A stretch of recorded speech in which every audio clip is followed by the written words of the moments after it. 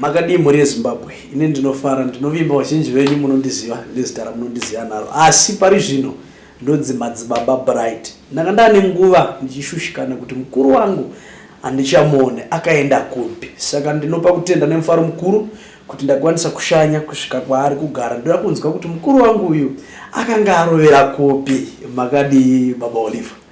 Baba Bright makadi ndinofara hangu chaizvo munhu waMwari.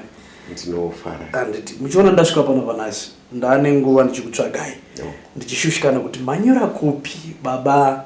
Kutaura chokwadi munoziva kuti mukunamata mandakaita ndichizosangana nemi makava role model yangu yekundidzidzisa manamatiro uyezve nekudzidzisa mapostori kuti kunamata kunoitwa sei hunhu nemagariro. Ndakakopa kufundisa kubva kwamuri asi ndakazongokushayai musangano rechishanu ndikaenda kwese kwandaifungidzira kuti ndinogona kukuwanai handina kukuwanai kusvikira ndati no rega ndiende kumusha wandakamboona uchivakwa rimwe gore ndokwamunofanira kunge mari ndichifara kuti ai mukufamba kwandaita ndasvika pamuri. Saka baba Oliver ndizive kuti makasununguka here kundiudzawo baba kuti makusangano ripi imimi sezvo ndisasakuonei kuchishanu makunamata kupi baba wangu? Ndinotenda baba Bright kuuya kwamaita chekutanga kuuya bedzi kwamaita zvinoreva rudo. Ndakagara kumusha kuno zvamukuona ndakazorora ndiri kuno asi kungofambira kwamaita mushuya wokuzondoona zvinotaura Mwari sekuti Mwari pache zvake rudo ichokwadi. Sekureva kwamaita kuti handichanamata kuchishanu zvechokwadi ndakambotora nguva yekuzorora asi hazvirevo kuti ndakazorora kunamata hongu. Ndiri kunamata hongu. Ndiri kunamata musangano unonzi Johani Masowe vaparidzi vaJesu. Saka handina kusiya kunamata, ndiri kunamata baba. Alright. Ndinotenda. Kana ndisingakanganise kumanzwira andaita nevamwe vari kunzwa vandati ndikuzivisei kuti mukuru uyu ndandane nguva naye vati Johani Masowe vaparidzi vaJesu. Mambo muchandiregera chakubvunza zvakati wandei. Handisi kuziva kuti zvasiyana papi baba nekubva kuchishanu muchiti makuJohani Masowe vaparidzi vaJesu kureva kuti isusu hatisina kodzero kuti madzibaba takuto kuti muparidzi vaJesu. Ichokwadi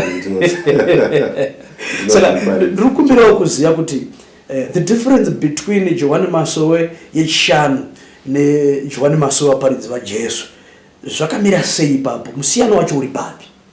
Ndinotenda. Ndichaedza kuti ndikupindurei baba Bright. Chekutanga pane nyaya yatisingapokane yekuti mutumwa wedu ndi baba Johani. Ndinotenda zvechokwadi kuti baba Johani vakatumwa naMwari baba kuti vauye vatidzidzise kunamata. Ndizvozvo Ivo Mwari sekutaura kwandaita vari rudo. Saka baba Johani ava tine nyaya yatakafanira kunzwisisa zvakanyanya yekuti baba Johani vane masangano maviri avakavamba. Alright. Kuchishanu kwatainamata kuya isangano rakavamba mugore ra1931 richivambwa namutumwa baba Johani richinamatwa zvakare muzuva reFriday. Mukaenda imi munogara muchitongwisa mukaenda muechumo munoona vakomana vanenge vachikoma mapoto variko kuya ivo vaya mukavabvunza kuti mutumwa wenyu ndiani munowanzwa vachitaura zvakare kuti sangano redu isusu rakavambwa nababa Johani rakavambwa mugore ra1932 zvinoreva kuti mutumwa mumwe chete baba Johani wakavamba masangano maviri akateedzana rekutanga rechishanu mugore ra1931 rechipiri remugovera mugore ra1932. Alright. Kureva kuti zvaafa ndikada kupa muenzaniso wakareruka ndikapa muenzaniso wababa waita barika. Alright. Watora mudzimai wekutanga gore rekutanga wati garei watora mudzimai wechipiri wagara naye, asi vose madzimai emunhu mumwe chete, nevana vachabarwa mumhuri dzose idzodzo vana vemhuri imwe chete. Asi kwaamai guru kunoku, kana vachiudza vana, dzimwe nguva havaudze vana kuti inini ndakazorambwa kukatorwa mudzimai wechipiri nechikonzero chekuti ndakanga ndaita upombwe kana kuti ndakanga ndabiridzira mudzimai. Anongotaura nenzira yakareruka achiti baba venyu vakaenda nepfambi, ndo chikonzero vakatisiya, nokuti vanogona kutsvaga kunatsa. Asi tikatsvakirudza, tikadaidza vati Rashemugabe, vanotaura kuti the probability yekuti baba vevana ava, Johani Masowe yeFriday neJohani Masowe yeSaturday is 100%. Asi kuti pabarika panogona kuita rusha. Saka masangano maviri akavambwa nemunhu mumwe chete. Mutsauko wokuti mukaona kumugovera kwekwe kunonamatwa zuva reSaturday, hakunamatwe zuva reFriday. Zvakare kuJohani Masowe yeSaturday kunoverengwa Bhaibheri. Ritauro richinzi Munya, ndichazoritaura nhau iyoyo zvine udzamu.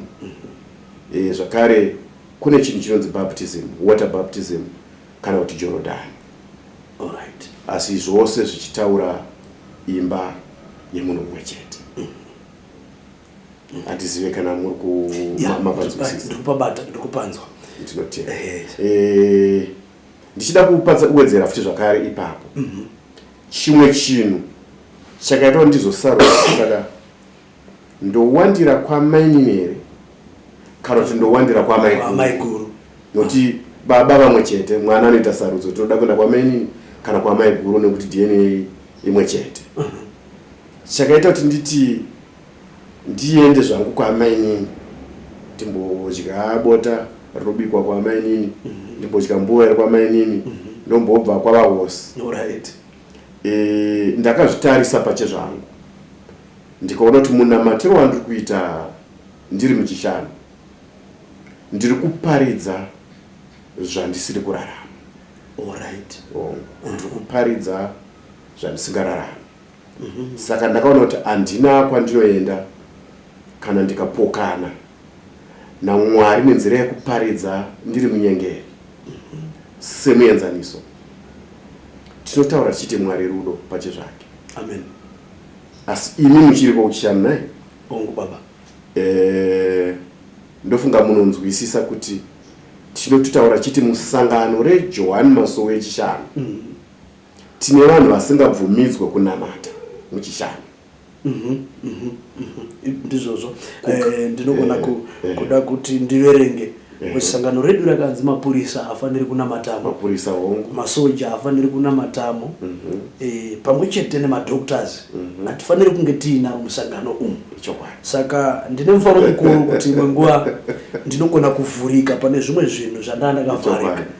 Sekundidzidzisa kwamakaita bva pakutanga kusangano iro riri, munogona kunditsanangurira zvakati one day.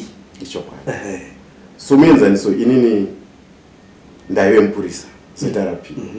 Izvo ndozvisiya kuna kuti makore ese andakaita ndiri mupurisa asi ndichipfeka gemenzi, ndaitambisa nguva nokuti ndaisvika ndichiparidza kuti mapurisa haatenderwa.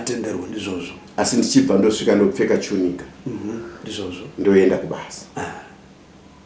Ndichibva ndasiya chipurisa, izvozvi ndinoshanda muchipatara ndiri murapi. Zvamunoziva. Ndozvisiya izvozvo. Ndo madhokotera amataura asingatenderwe zvakare kunga achinamata. Saka ndine zuva randakaparidzwa nemumwe mutendi. Wakati baba Johani haadi n'anga kuMasowe. Saka munhu wose anorapa, angava nesi, angava ani, munokwaziswa muchinzikwazi waing'anga. Nekuti masvika kwekwe mukaona kuti munhu anonzwa musoro, unomupa paracetamol. Ukaona kuti waita pahuro, womupa amoxicillin sekukosora kwamaitawo. Baba. Izvo zvindichatotora chigaba chemamoxicillin netumaproferamine ndokupai murape chikosoro. Tinotenda rudo. Saka iwowo waitaura uchinzi un'anga. Saka ndakaona kuti ndinosvika kupi ndichinamata ndiri ng'anga ndiri munyenge, ndichinoparidza zvandisiri kurarama. Tisingataure boka iroro bedzi ratataura, kune boka revachena. Kana makanzwa dzidziso inoti chechi yedu iyi hamutombodiwa murungu, uye zvatibvumirwe kuti timubate nemukati meruoko kudzidziso yandakanzwa. Saka pakazoiswa shona yekuti mukunge makumunamatira muchabata kana nechimuti kudai, asari munhu akasikwa naMwari. Saka mubvunzo ndewekuti Mwari kana ari rudo, anozoisa here rudo runosarudza vanhu vaakasika, kuti nekuti uyu waita muIndia, uyu waita muChina, uyu waita muchena, saka hatina mate navo. Saka ndakaona chinamato ichi chaperevedza rudo. Pasina rudo ndobva ndaona kuti hapana Mwari. So ndo mumwe muenzaniso wandakaona kuti ndikurarama ndikuparidza zvandisingararami. Tinotenda baba, ndofunga ndine zvandiri kubata zvakati wandei nekudzidza. Ndaita izvi kuti vamwe vangu ndisazovatsanangurire nemuromo. Ndosaka maona ndatakura kamera kuti ndoda kuti vazoziya kuti nyaya idzi kufamba sei, uyezve vachizivawo neumwe munhu akandidzidzisa manamatiro ekutakurwa kwechishanu. Ndinotenda hama wadikani, ndinokubatai pachikamu chinoteera. Ameni. Amen. Pio.